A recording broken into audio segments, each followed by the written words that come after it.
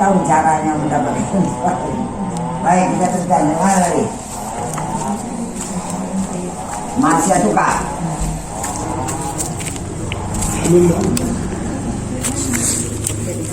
Mana tadi? Hamba yang mengerjakan amal kejahatan. Ya.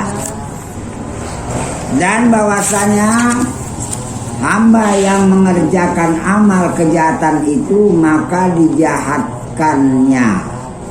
Ya Allah, aku mengerjakan amal jahat. Aku nih tahu ini salah, ini nggak betul. Itu dijahatkannya namanya. Aku telah melakukan maksiat, ini jahat, ini nggak bagus. Engkau nggak suka yang kayak gini nih. Itu namanya dijahatkannya. Jangan yang sedihnya udah beramal jahat merasa baik pula. Kalau dia beramal jahat, lantas dia jahatkan. Aku ya Allah ngaku salah, ini jahat, ini amalku ini nggak bagus ini syirik ini durhaka aku ini, dijahatkannya. Nah, kalau gitu gimana? Pada ketika mengerjakan dia itu dijahatkannya dan tiada menjadikan oleh Allah Ta'ala daripada kebajikan yang terlebih memberi manfaat baginya daripada ini tadi. Maka menyatakan mu'alif makna demikian itu dengan katanya, tengok, kalau udah kita melakukan perbuatan dosa, ya Allah aku telah melakukan banyak dosa, aku udah salah, aku menjauhi darimu, aku maksiat. Nah, jahatkan diri kita tuh. Nanti kalau kita bersihkan, fala tuzakku anfusakum huwa a'lamu biman ittaqa. Maka jangan kamu sucikan dirimu.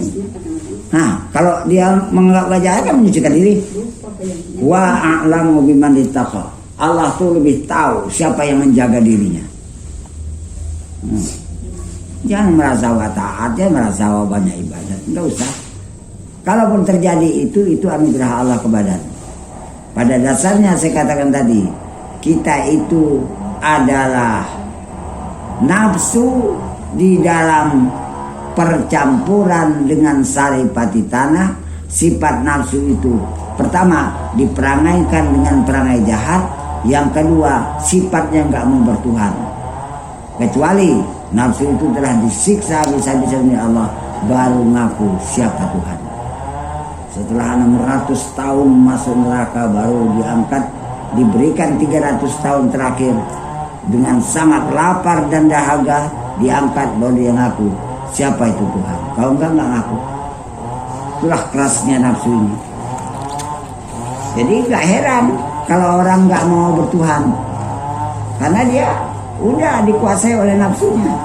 Hidayah nur hidayah Allah itulah yang menundukkan, yang melumpuhkan, yang mengalahkan nafsu sehingga nafsu itu tunduk tak berkutik.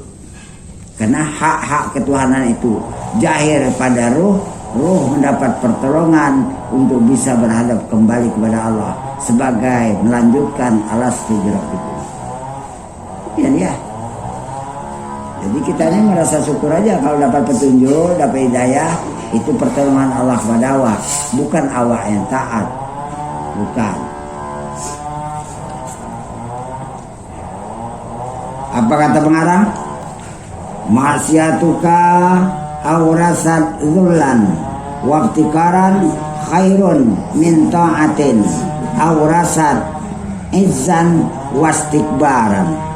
Maksiat yang mempusakai, yang memberi kesan, ia akan merasa kehinaan diri, terhina diri, dan iftikar, merasa perlu berhajat kepada ampunan Tuhan, pertolongan Tuhan, hidayah Tuhan. Maka keluarlah hamba itu daripada dirinya dan kembalilah ia kepada Tuhannya. Yang merasa hina di dalam berbuat maksiat ini, merasa terhina dia, merasa berdosa dia, itu terlebih baik daripada taat yang mempusakai ia akan kemuliaan. Sesudah taat merasa mulia, merasa hebat, merasa bagus, nggak ada arti apa-apa dia dan Tuhan. dan mempusakai kebesaran, aku derajatku besar di sisi Tuhan. Maka keluarlah hamba itu daripada sifat ubudiyah. Berarti hamba ini sudah keluar daripada sifat kehambaan. Kemana menuju? Kepada mendakwa sifat rububiyah. Sedangkan mulia itu sifat Tuhan, besar itu sifat Tuhan, mempunyai kebesaran, kemuliaan, kehebatan itu sifat Tuhan. Maka inilah maksiat yang mempusakai sifat ubudiyah, yaitu terlebih mulia sifat. Kalau dia maksiat tapi dia merasakan terhina di hadapan Tuhan, nggak ada aku apa-apa, itu mulia. Yang bagusnya kan taat merasa rendah lagi, itu yang bagus. Nah, taat tapi dia nggak ada. Ini taat ini engkau punya.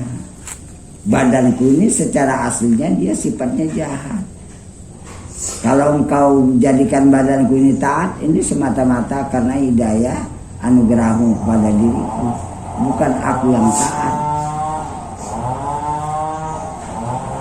Dan kata Sidi Abu Marjan radhiyallahu an, bermula inkisar. Tahu inkisar?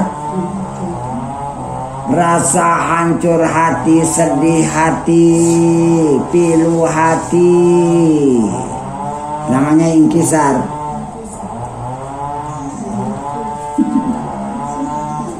Orang yang maksiat itu udah melakukan maksiat, dia inkisar, merasa terhina, merasa banyak dosa. Nah, itu namanya inkisar. Itu adalah terlebih baik daripada takabur orang yang taat. Udah taat, takabur pula, merasa bagus, merasa taat, merasa hebat, merasa bagus di hadapan Tuhan. Ini nggak ada arti apa-apa. Itu maka disebabkan bahasan di atas, Allah bisa memberikan taat sama Allah, tapi tidak diberikan kabul. Inilah amal-amal tak kabul namanya. Kelompok-kelompok amal yang ditolak, model beginilah ini. Maka apabila berdosa hamba itu, maka lalu mempusakai akan dia dosanya kehinaan, merasa terhina di hadapan Tuhan karena telah melakukan dosa, dan merasa iftikar berhajat kepada ampunan Tuhan, kemaafan Tuhan. Itu adalah, maka adalah ia hampir dekat kepada Allah, kepada Tuhan yang bersifat dengan Ghafar, pengampun. Dan apabila taat ia, maka mempusakai akan dia taatnya kemuliaan, kurang, dan mempusakai akan kebesaran diri, maka adalah ia hampir mendekat kepada api neraka. Tengok, kan kena juga. Taatlah, kau merasa taatlah, kau dekat sama neraka. Jadi Allah bukan memandang untuk taat itu. Yang dimaksud dalam taat itu mana isinya, yaitu berhadap pada Allahnya itu. Dengan berarti ada dua pemakaian untuk kita memakai kehambaan, berhadapan kepada hak Allah mengatur kita, namanya rububiyah. Tadi kita pakai hambaan, namanya rububiyah. Sekali lagi ya. Maka inilah iktibar, maka inilah gambaran ungkapan tentang maksiat yang mempusakai, ya, hampir dekat kepada Allah Ta'ala itu terlebih baik daripada taat yang mempusakai jauh daripada Tuhan. Dan barang siapa berdosanya, maka hendaklah ia minta ampun. Maka bahwasanya minta ampun itu adalah ia sentosa selamat daripada azab neraka. Maka tersebut dalam hadis Dailami radhiyallahu an, bermula hamba itu sentosa ia selamat dia daripada azab Allah, itu barang yang meminta ampun ia kepadanya. Sesuatu yang dilakukan dosa, tapi dengan dosa itu dia terus minta ampun kepada Allah. Dan kata Arsy adalah Syekh Al-Marsi radhiyallahu an, memuliakan orang yang durhaka terlebih banyak daripada memuliakan orang yang berbuat amal kebaktian. Pula. Kenapa begitu? Maka dikata orang, ditanyai orang baginya, kenapa Tuhan kok orang-orang maksiat Tuhan memuliakannya? Ini kan ahli taat, kenapa Tuhan kok menghinakan, enggak muliakannya? Apa kata Syekh Al-Marsi?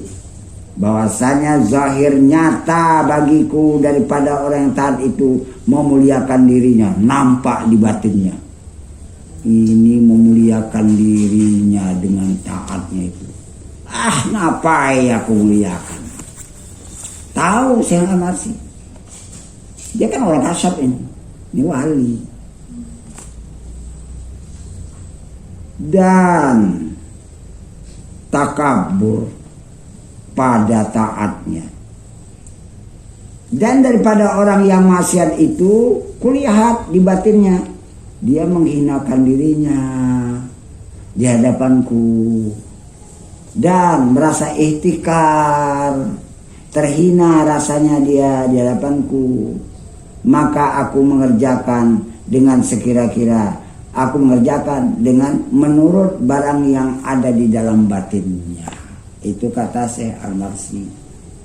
Apa batinnya berhadapan dengan aku? Ini orang yang merasa terhina, aku muliakan. Ini orang yang memuliakan dengan taatnya. Malas aku menghinakan. Salah aku memuliakannya. Dan cerita Sya'bi daripada Khalid bin Ayub katanya, bahwasanya seorang laki-laki adalah ia pada Bani Israel, dikata orang namanya Khalid, itu gelar Bani Israel. Apa itu Khalid Bani Israel? Karena banyak fasidnya, banyak bikin kerusakan aja kerjanya tiap hari. Maka lalu lewat ia dengan seorang daripada Bani Israel, dikata baginya, ini adalah orang abid ahli ibadat Bani Israel. Di atas kepala abid itu ada awan yang menutupi, menaungi dia. Maka kata Khalid dalam dirinya, ya ini orang abid ahli taat, dia kemana pergi dilindungi awan. Udahlah aku Khalid, aku banyak dosa, aku banyak orang bikin jahat, aku banyak bikin jahat. Aku mudah-mudahan dekat sana lah aku ngambil syafaat. Mudah-mudahan aku dapat syafaat dengan taatnya itu. Dan ini abid Bani Israel. Maka jikalau aku duduk, aku mendekat kepadanya, mudah-mudahan Allah Ta'ala memberi kepadaku, merahmati akan aku dengan sebabnya. Maka duduklah dia kepadanya, kepada abid Bani Israel tadi. Maka kata abid Bani Israel dalam dirinya, di dalam hati ini kadang, aku adalah abid Bani Israel. Aku orang yang taat di dalam Bani Israel. Ini orang Khalid Bani Israel. Ini orang kerjanya bikin jahat, bikin dosa aja ini. Kok duduk pula kepada aku? Duduk pula sama aku ini, untuk melindungi, untuk meliharakan diriku daripadanya. Maka katanya, belilah kau, bangunlah. Kalau bahasa itu, bangun, ngapain dekat-dekat aku dulu ya, daripada aku. Maka diwahyukanlah oleh Allah kepada Nabi demikian zaman itu. Allah mewahyukan pada zaman pada Nabi yang ada di masa orang ini tadi. Kemudian apa kata Allah kepada Nabi tadi? Suruh olehmu keduanya, suruh orang itu sholat dulu. Maka hendaklah memulai keduanya amal, beramalah dua-dua. Ini Nabi waktu zaman kedua tadi. Si A kalau sholat dulu ya, si B sholat kali dulu ya. Maka bahwasanya ini si Khalid waktu sholat merasa terhina, karena dia merasa banyak dosa. Sementara yang abid waktu sholat itu merasa mulia. karena dia udah merasa taat.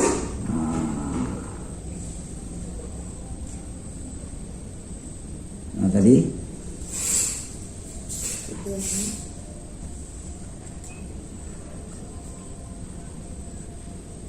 sudah mereka beramal, maka bahwasanya kata Allah, telah kuampuni bagi kali orang bikin jahat tuh, dan kubinasakan amal abid. Maka berpalinglah awan itu di atas kepala Khalid. Tengok, malah orang yang membuat dosa tadi karena merasa terhina, pindah awan tadi. Tadi orang taat merasa mulia, enggak lagi dinaungi oleh Allah.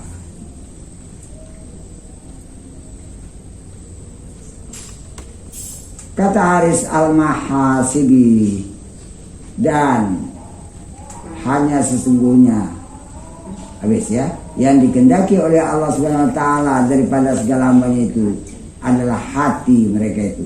Maka adalah anggota tubuh mereka itu mengikut bagi hati mereka itu. Wallahu a'lam bishawab. Insyaallah akan datang ketahui olehmu.